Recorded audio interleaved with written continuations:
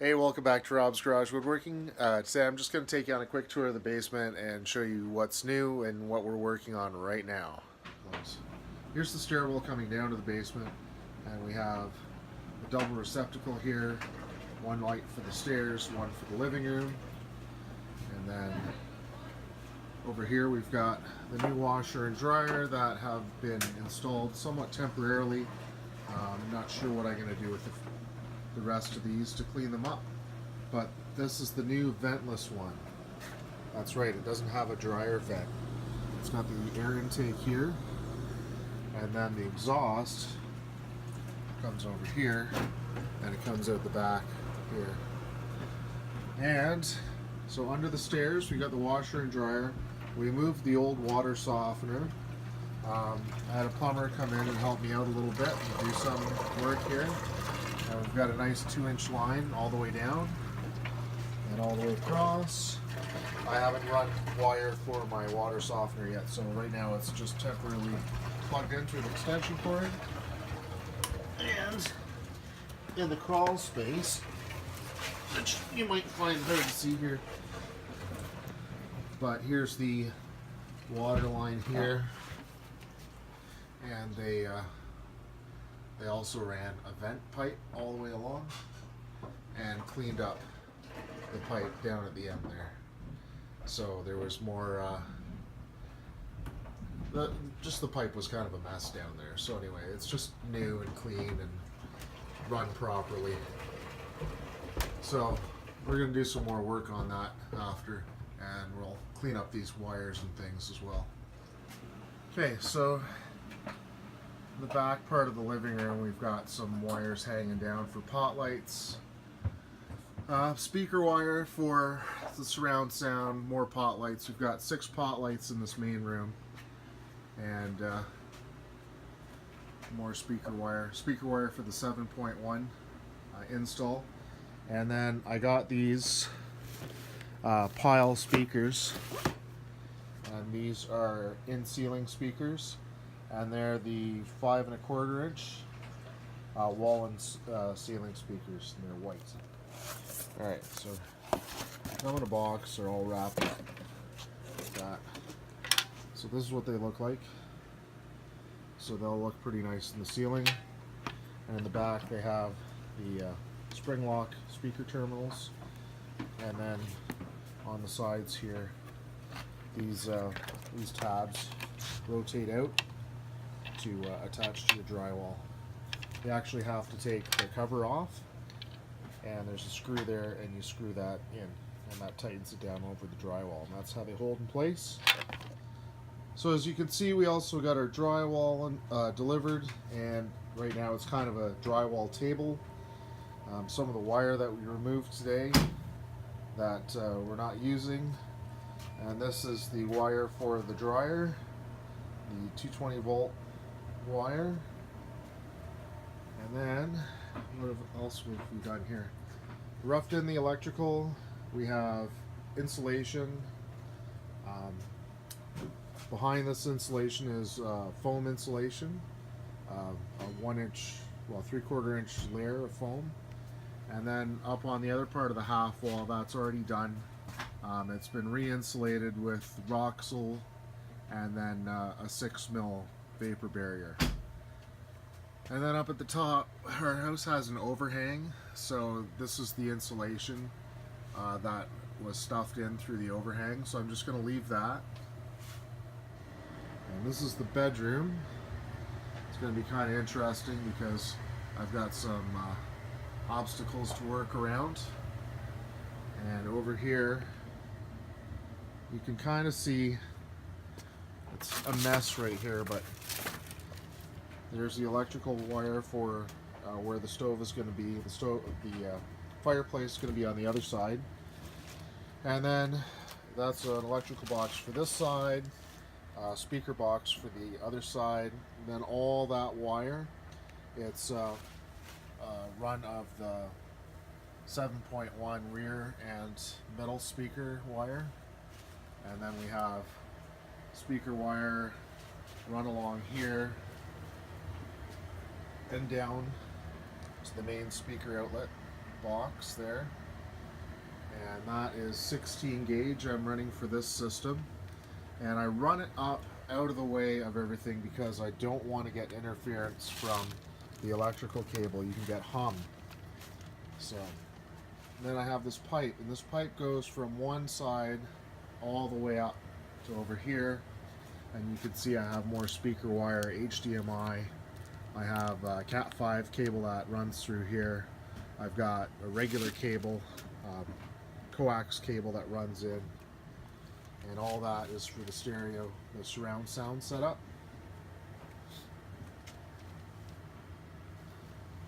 And let me show you something else. So the reason that I have this pipe is because, okay, we're on the back part of the wall, on the back, on the bedroom side.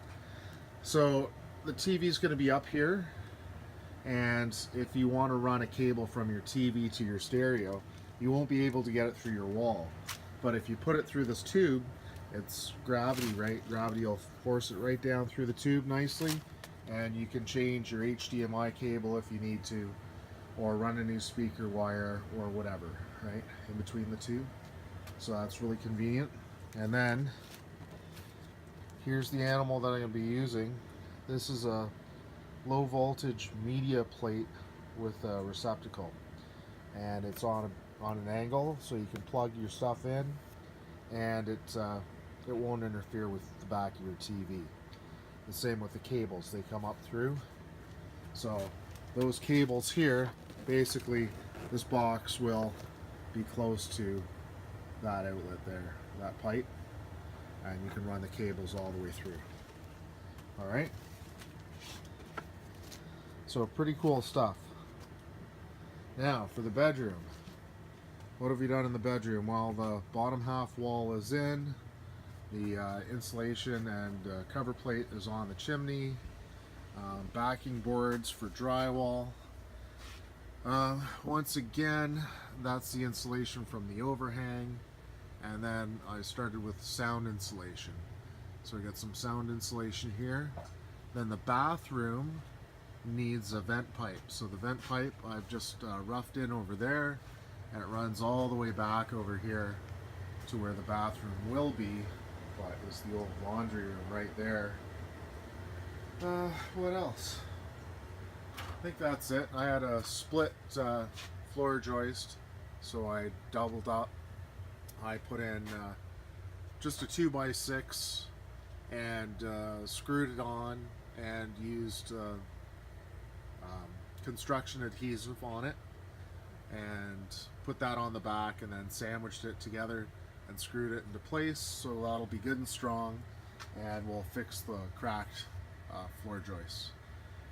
Then over here, just more insulation, soundproofing insulation around the heating ducts. The heating ducts go up here and then across, and then even the back of the cavities here, I'm going to put sound insulation in that to try to get rid of any noise that's coming from like the bathroom fans and the back door. And right now, this heater's down here, this water heater. So I'm hoping to eliminate this and get a tankless water heater. We'll see. Another thing that we did, so we had to access here before, so we cut that part out, and then you can see the drain, the main stack drain from the toilet upstairs. And then here's the electrical panel, and the electrical panel was a huge mess. You could see all the ones that are off here, those are all heat, and should be some on the other side that were off as well. Anyway, I don't know what Milton did there. So anyway, we've got to go through that and relabel everything. Over here we have these are all nice and neat. So we removed all the extra wires, and he came by and straightened all these ones out so it looks good too. And then we cut out some of the other stuff. They had a couple of three-way switches here, one for this tiny little space here, which is ridiculous. There's actually a light up here. So there was that light there, and they had a three-way switch. So you walk through the door, you can turn the light on, walk over to here, turn the light off, walk over to this part of your laundry room, and turn the light off there as well for the light that was in here in the laundry room. And it's such a small space that, okay, I'm going to put 2 lights in here, but it's ridiculous to have an extra switch. So I'm just going to have a switch at the door and a switch over here. So this is going to be the future bathroom. So now that we've got the new washer and dryer hooked up, I can get rid of this washer and dryer, the sink, and the toilet, and pull that cabinet and remove these, this drywall. And this wall here is in front of the framed wall. So this is the floor for the upstairs, the main floor, I should say. And you can see back in through here, that's the crawl space. And so there's your framing, 2x4 frame down to the crawl space, your 2x10 floor frame, and then your 2x4 to the frame for the upstairs, the second, well, it's not really the second floor, it's kind of the second floor because this is the basement. So anyway, side splits, right? It's a side split. So what else do we have here? I boxed this in. So we did a little boxing in. Don't know if I did that video yet. So I boxed all that in nice and neat. And yeah, everything's kind of ready. I boxed this in, framed this out, and that's about it. So yeah, kind of wandering around here.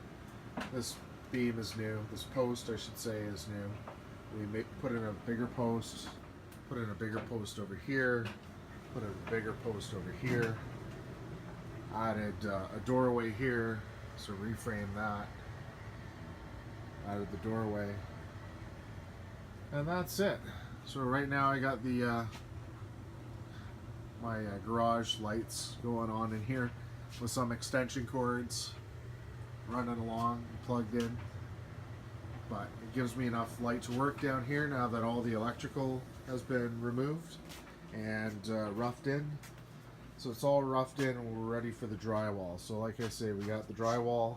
This is the 4x8 drywall. And then for the ceiling, I've got some 4x12. So we've got like I think it's 11.5 feet from here to here. I can't remember. Anyway, obviously the drywall is long enough, so. Anyway, so that's it. And this is our new Bosch appliances, like I said before there. It's a ventless dryer, which is pretty neat. And then the washing machine that matches it. So, and it runs off a 220 volt plug. So it has a 220 volt plug here. And then the washing machine plugs into the dryer. Strange. Oh, and the dryer, since it's ventless, it actually has like a dehumidifier in it. So that little skinny line there is the drain line from the dehumidifier. And that goes into my second drain over here. So I have 2 drains. I have one for the washing machine, that hookup, and then I have a second drain for the water softener and the dryer. And that ties in to the 2-inch plumbing. So that's a 1.5 inch line there. It ties into the 2-inch, to the P-trap, and then that flows out. Yeah. Alright, just wanted to give you an update, and thanks for watching.